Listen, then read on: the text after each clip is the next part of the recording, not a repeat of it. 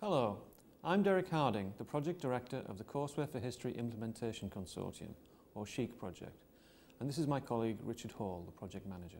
Hello. The project ran in 14 United Kingdom higher education institutions, and it was based upon the appropriate use of information and communication technologies in learning and teaching.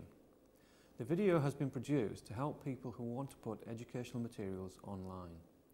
We've used the views of students and staff who were involved in the project to illustrate appropriate practice. The video contains activities for staff to utilise alongside brief explanations of the theory and practice of web-based educational innovation. This first activity is designed to link our understandings of curriculum design and teaching innovation to the pedagogic explanations that follow. You should spend 5 minutes on your own thinking about why you're interested in web-based learning. From your own point of view, what makes it attractive? What would be the main attraction for your students? Once you have considered these questions, move into pairs and share your individual answers. Use these answers to highlight 2 main problems that you think will inhibit your use of the web. Spend 5 to 10 minutes developing this dialogue. Once you have agreed 2 main problems, share your thoughts with the rest of the group. Can you classify these problems? You may wish to return to them at the end of the session. If you want to have a go at this activity, pause the video now. You should restart it once you've finished the group discussion.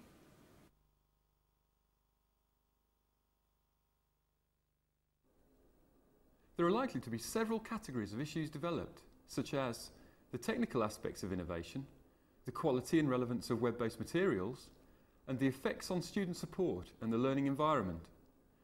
In addressing these issues, it is important that we focus upon the theoretical benefits of appropriate web-based approaches to curriculum design. The first theoretical benefit is active learning. John Biggs has written that learning is the result of the constructive activity of the student.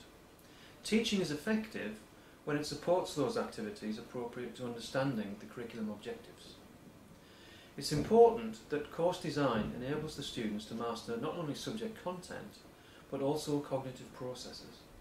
These processes include evaluating, hypothesizing, and reflecting, and learning activities should encourage the students to be proactive.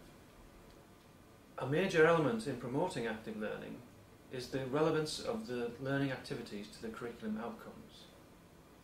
How will the learning activities that you provide enable your learners to demonstrate that they can achieve the learning outcomes of your course? The second benefit is supporting differentiated or self-paced learning. Different types of student have different learning needs. In order to succeed, learners must be able to access materials and tasks in ways which are relevant to their needs. In the clip that follows, Dr. Graham Rogers of Edge Hill College explains why he felt inclined to design web-based learning activities. I suppose I think thinking back, I became increasingly less satisfied that conventional approaches to teaching and learning met all of the needs and aspirations of an increasingly diverse body of students in terms of, for example, flexibility in learning time, and more especially in terms of developing their abilities as independent and sort of critical thinkers. And I didn't think that the conventional system of the lecture and seminar necessarily met all of those needs. In fact, I became more and more frustrated and convinced that their needs were being bypassed. There are several important issues in providing equality of opportunity. Firstly, aims and objectives need to be conveyed to and understood by all students. Secondly, resources must directly relate to task work. Thirdly, assessment must recognise the needs of different learners. And finally, pastoral support systems must be in place. The third benefit is that online design can support collaborative or social learning. Jones argues that it is not sharing in the sense of the transmission of information that binds communities in cyberspace. It is the ritual sharing of information that pulls it together. To be effective, collaborative learning depends upon learners and staff being able to work together on shared goals rather than simply exchanging information. Social involvement can be enhanced through activities like group projects and formative feedback. In this way, students can control their own learning, learn from others, and develop reflection as a metacognitive skill. Students at Edge Hill College highlighted how a higher level of involvement in learning and a need to share can be created by group work. There's also the feedback from the lecturer when you actually post something and you're not sure, or you make the attempt at having a stab at something and you get that feedback. You're either pointed in another direction to research, or you actually verify that you're on the right track. You're also encouraged to ask questions about it instead of just taking a piece of information and translating it into your own words. You can actually question things now because you've got other people's opinions, and you can add your own, or you can extract from them. So it does change a lot.